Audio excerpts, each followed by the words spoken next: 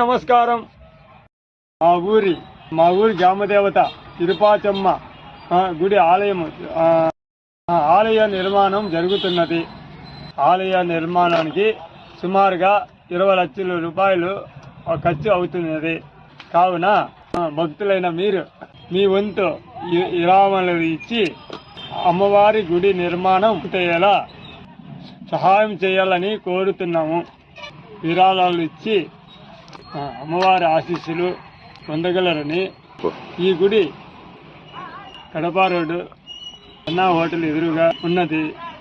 శ్రీ మాతే నమః.